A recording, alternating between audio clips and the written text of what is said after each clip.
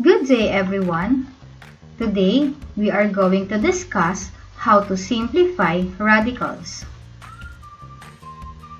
So, paano nga ba natin malalaman kung ang isang radical expression ay naka-simplest form na?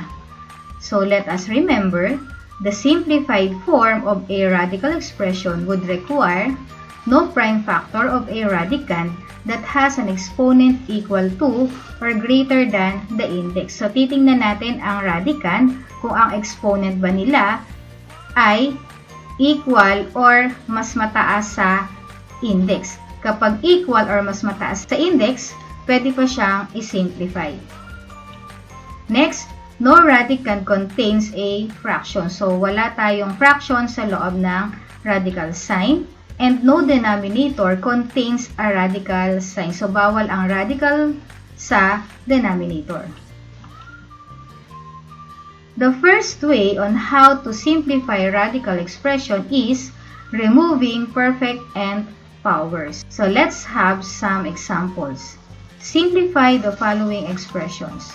Number 1, square root of 16x raised to 4. And here's the solution. So, kopyahin muna natin ang given. And this is equal to square root of 4 squared times x squared raised to 2. Okay, so explain natin saan galing ang 4 squared. Dun sa 16. So, nire-write natin yung 16 as exponential expression. Ang 4 squared is equals to 16. How about x raised to 4? So, nire-write lang natin ang x raised to 4, ginawa nating x squared raised to 2. Same lang din naman ang magiging result nito dahil ang 2 times 2 ay 4 pa rin, which is the exponent of the original given.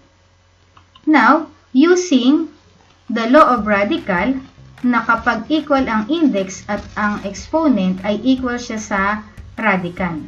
So, let us apply. This will be now the square root of 4 squared is 4 and the square root of x squared raised to 2 is x squared. And this is now the final answer. Number 2, square root of 50.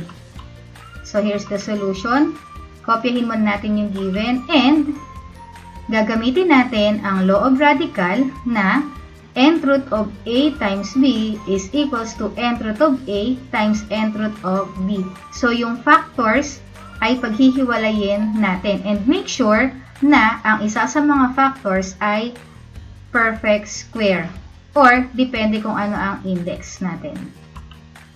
So, in this case, ang factors ng 50 na gagamitin natin ay 25 and 2. Why? Kasi yung 25 can be written as 5 squared, which is yung exponent at ang index ay equal. So, therefore, magagamitan natin siya ng isa pang law of radical na ginamit natin kanina na equal ang index at ang exponent equal sa radicand. So, it means ang final answer natin will be 5 square root of 2.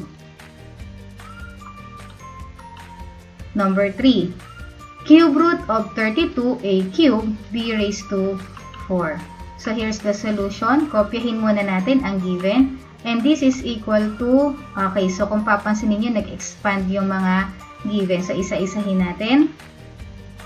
Ang 32 ay nire-write natin as factors ng 2 cube and 2 squared. So, gumamit tayo ng isang expression na may exponent na 3 para mag-equal dun sa index. So, ang 32 actually can be written as 2 raised to 5. So, kung meron na akong 3, dapat may 2 din. And then, so ang a cube ay a cube pa rin kasi nga ang exponent niya ay 3 which is already equal sa index.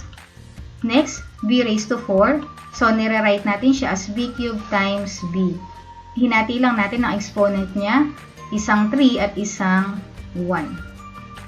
And then, we have now 2ab cube root of 2 squared b by applying the law of radical na ginamit natin kanina. So, ang 2 cube or cube root of 2 cube is equals to 2. The cube root of a cube is equals to a. And the cube root of b cube is equals to b. sa lahat ng expression sa loob ng radical sign na ang exponent ay mas mababa sa index, ay maiiwan sa loob ng radical sign katulad ng 2 squared at b.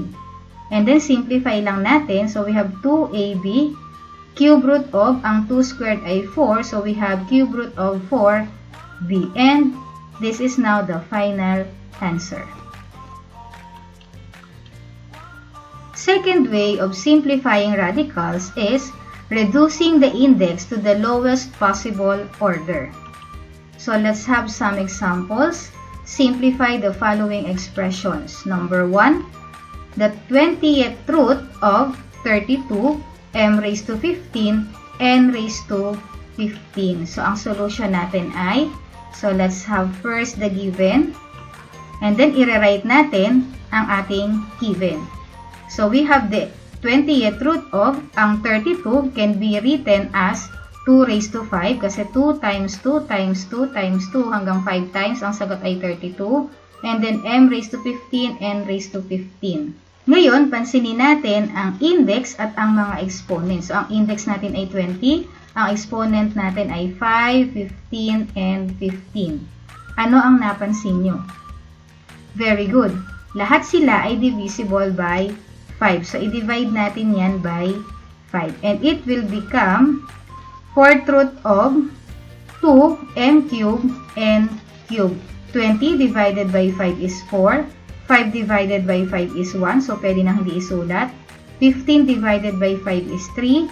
And 15 divided by 5 is 3. And this will be now our final answer.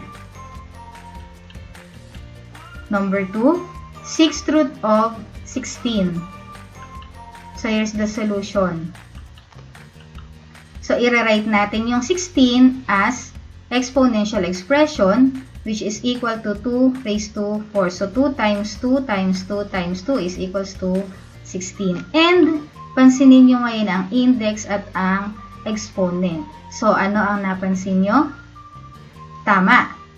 They are both divisible by 2. So, i-divide lang natin siya by 2. And we have now cube root of 2 squared. So, 6 divided by 2 is 3. 4 divided by 2 is 2. And simplify na lang natin. So, we have now cube root of 4. And this is now our final answer. The third way of simplifying radicals is rationalizing the denominator of the radicand. So, ang rationalization is the process of removing the radical sign in the denominator. So, ang target natin, mawala ang radical sa denominator para makonsider natin siya as simplest form. So, let's have some examples. Simplify the following expressions. Number 1, we have the square root of 72 over 8. So, kapag ganito po ang given, tingnan nyo muna kung divisible or hindi. So, in this case, 72 is divisible by 8, which is equal to 9. And square root of 9 is 3. And that's it. Madali kapag divisible. Next, number 2, square root of 3 over 2. So, 3 is not divisible by 2. So, magra-rationalize na tayo. So, ang gagawin lang natin, just copy the given, and then, i-multiply natin ang numerator at denominator sa isang number. So, paano natin malalaman kung anong number ang ipang-multiply natin? So, focus tayo sa denominator. Ang denominator ay 2, so it means ang i-multiply natin ay 2 over 2. So, kapag square root ang given, kung ano ang denominator, yun din ang ipang-multiply natin. And then, simplify na lang. So, 3 times 2 is 6, 2 times 2 is 4. Pero nasa loob pa rin sila ng square root. And this is equal to square root of 6 over 2. So, saan galing ang 2? Remember, 4 can be written as 2 squared. At kapag in-apply natin ang law of radical, equal ang index at ang exponent, equal siya dun sa pinaka-base niya sa loob ng radical sign, and which is equal to 2. And this is now our final answer. Number 3, cube root of 3 over 2. So, 3 is not divisible by 2. So, it means mag-multiply tayo ng number sa numerator and denominator. So in this case, ang gagamitin nating pang-rationalize ay 2 squared. So times 2 squared over 2 squared. Kanina, 2 lang. Ngayon, 2 squared. Bakit nga ba? Tingnan natin ang exponent ng denominator, and this is 1. Ang index natin ay 3, so it means kailangan pa natin ng 2. So yun ang gagamitin natin pang rationalize para mag-equal sa 3. So simplify na lang natin. So we have cube root of, ang 2 squared ay 4 times 3, so we have 12. Pero pagdating sa denominator, pwede nang apply na lang natin ang laws of exponents. Since the same base naman, just add the exponent. So we have 2 cube. And our final answer will be cube root of 12 over 2. So wala na tayong radical sign sa denominator kasi nga ang index at ang exponent ay equal. So applying the laws of radical, this is equal to 2. And this is now our final answer. Last example, fourth root of 2 over x cubed. So in this case, may variable na tayo na given. And obviously, 2 is not divisible by x cubed kasi variable yan. So ang gagawin lang natin is to rationalize. So we have fourth root of 2 over x cubed at ang gagamitin natin na pang-rationalize ay x over x. Okay, bakit naging x over x ang ginamit natin? So, balikan natin ang exponent ng denominator. Ang exponent ay 3. So, kailangan pa natin ng ilan para maging 4? Tama, 1. So, ang gagamitin natin pang-rationalize ay x raised to 1. And, simplify lang natin. We have the fourth root of 2 times x is 2x over, so apply na lang natin ang laws of exponent. Since parehas naman silang x, just add the exponent. So, we have 4. And then, simplify. We have the fourth root of 2x over x, applying the law of radical na parehas ang index at ang exponent ay equal na sa radicand or base dun sa radicand. And this is now the final answer. So far, hanggang dito lang muna tayo. Thank you for listening.